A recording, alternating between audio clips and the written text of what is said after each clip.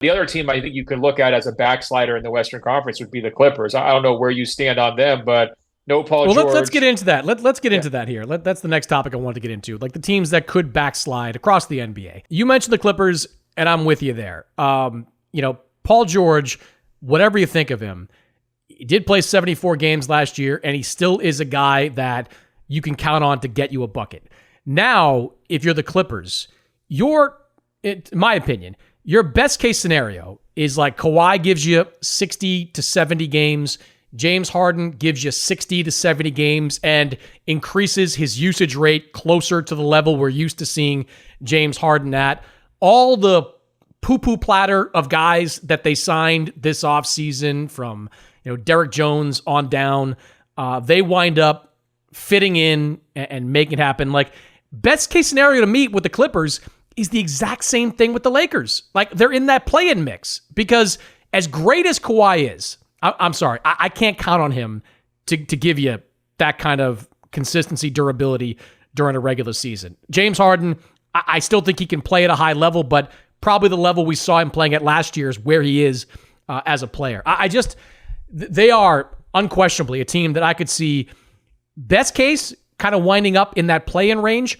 Worst case, out of the play-in altogether, in that like 11-12 spot in the Western Conference. 100%, because one of Paul George's biggest assets for the Clippers was if Kawhi misses an extended stretch of time, he can be the number one guy. Now, if Kawhi goes out, it's James Harden's team, right? I think James Harden's going to have a huge role. He's probably going to do pretty well for the people who have him in fantasy basketball because he's going to have a lot of touches. And I think he can still get numbers, maybe not as efficiently as he used to, but he's going to put up big scoring, big assist numbers. But the idea of James Harden and a bunch of role players is your backup strategy when Kawhi inevitably misses 10, 15, 20 games in the Western Conference like you're describing. And that sounds like a sub 500 team in those stretches, right? So that makes me really nervous. The Kawhi thing also, I share your skepticism in general. Did we not talk enough about what a weird summer this guy had? He comes out into the playoffs. They're better without him. He's, trying to make it work on his bad knee. They had managed it all season long to try to get him right for the playoffs. He made them worse when he was on the court during the playoffs. So they pull the plug on that. They lose in the first round. He shows up at USA basketball camp like not that long later, 2 months later. He thinks he's on the team. 4 days later, they send him home.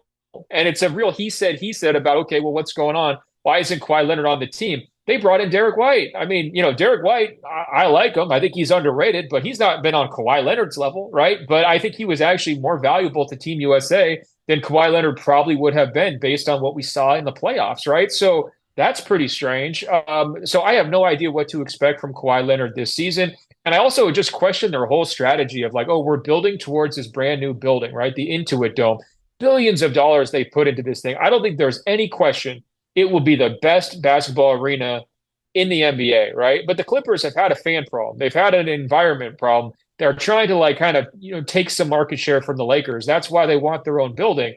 And you get rid of the two most popular players in Paul George and Russell Westbrook. Those are the two guys the fans actually cheered for. The fans have no connection with Kawhi because he doesn't do any sort of outreach. He's not open with the media. Like, he's just kind of a blank slate.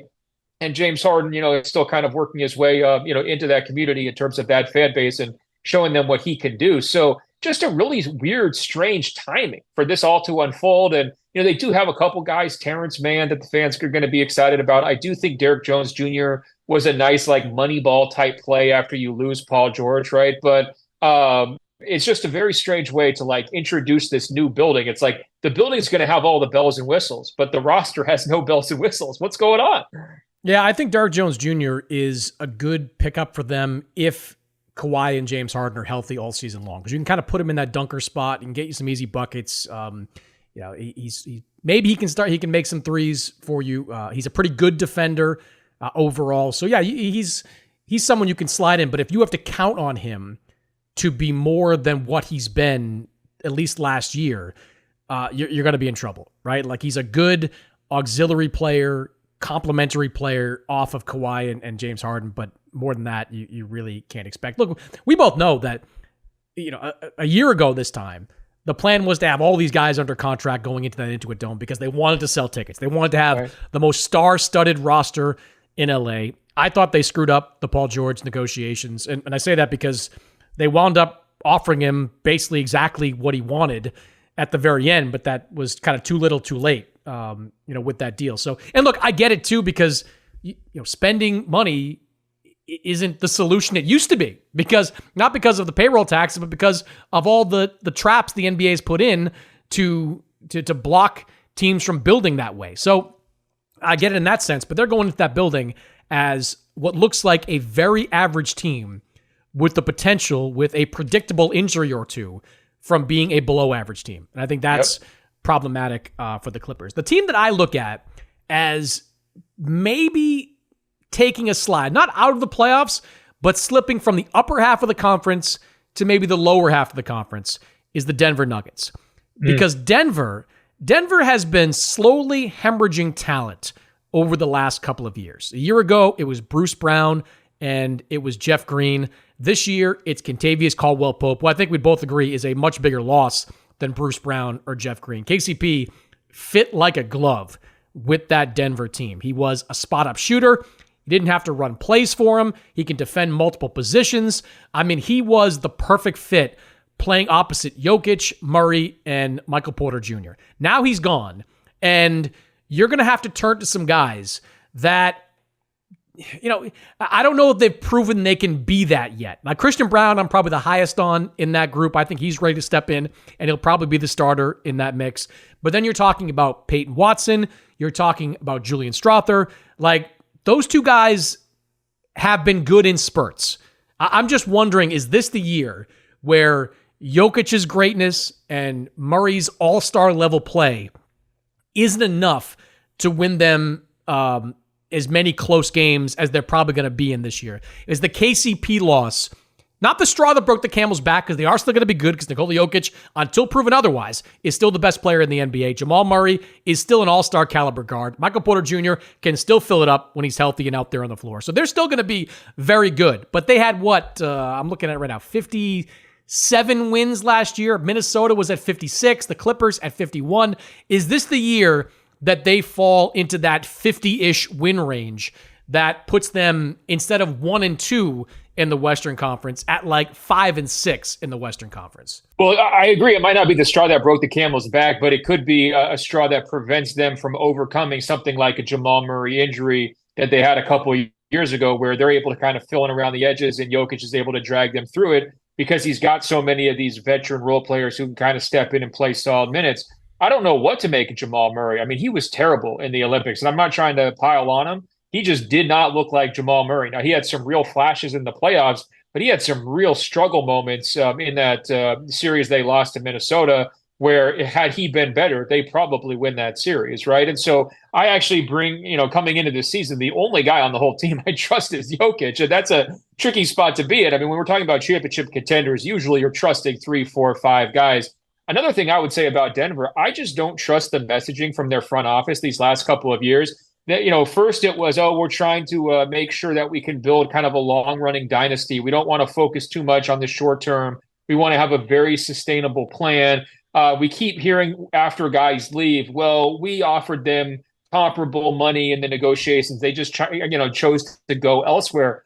I'll be honest, once that happens 2, 3, 4 times with key guys, I just don't believe it. I start to look around and saying, you're not spending money. You're not taking care of your players on a championship caliber level. And I also don't understand why you're looking at a long-term viewpoint when your best player, the best player in the league, is smack in the middle of his prime. If there was ever a chance to take a short-term viewpoint, this would be the moment, right? Where you're trying to milk a second title, maybe a third title out of it. And instead, they've brought in all of these young guys who not only do you not trust, Chris, it really doesn't seem like Michael Malone trusts him either, because he doesn't play these guys, right? He loves veterans. Yeah. He loves the vets. And, I also think he gets it. Like, he loves winning too. And we could tell during the playoffs with his surly attitude, he hates losing. I think if any of those young guys could truly influence wins to losses last season, they would have gotten, more playing time in the postseason. And it just really never shook out that way. So I have questions about their depth. I have absolutely no doubt that Jokic is going to be able to pull them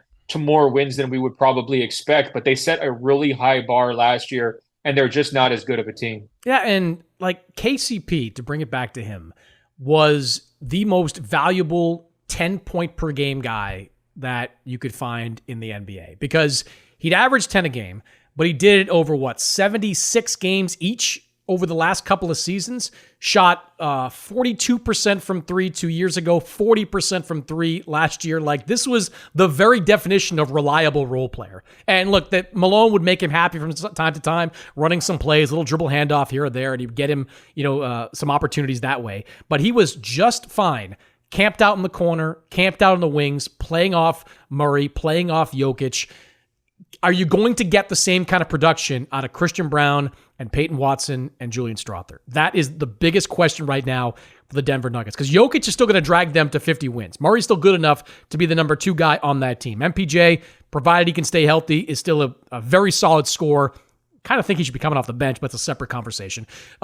You've got guys there, but can those young guys step up? That's going to be the story of the Nuggets season. If they can fill in some of these blanks that have been opened up with Bruce Brown's exit, with Jeff Green's exit, and now KCP's exit, then Denver can keep this championship window open. If they can't, you're probably looking at another second round exit, conference finals maybe exit, because I think those losses are that significant for Denver. That's kind of my 2 cents. Yeah, I'm with you. And look at some of the other teams that are competing for a championship. You don't have questions about, can young guys step up for the Celtics? Young guys are lucky to get any minutes, right? Like Peyton Pritchard's lucky to get in for 20 seconds so he can, he could huck up a half-court shot and change the finals, right? I mean, Minnesota, they're not relying on 21-year-old guys. Like, their rotation's pretty stuck. Now, obviously, Oklahoma City's young, right? But those guys all had their roles last year. They all proved they could play. I mean, Oklahoma City has way more young talent than Denver has. So that's why it puts them in a unique situation among those teams we view as the top-tier teams. And if you're the Celtics, too, you got to look at the Nuggets and say, that might be our future, right? That's why the urgency should be there this year and maybe next year, because whoever the new owner is, they're not going to want to spend $500 million a year on the team. It's just not going to happen. I'm sorry. So, this could be the last year of Drew Holiday and Derek White pairing together in the backcourt, having the luxury of Sam Hauser, Peyton Pritchard, and others on that bench. Like this, the way this cap is constructed, what's happening to Denver is going to happen to all the top tier teams out there. So get your wins while you can.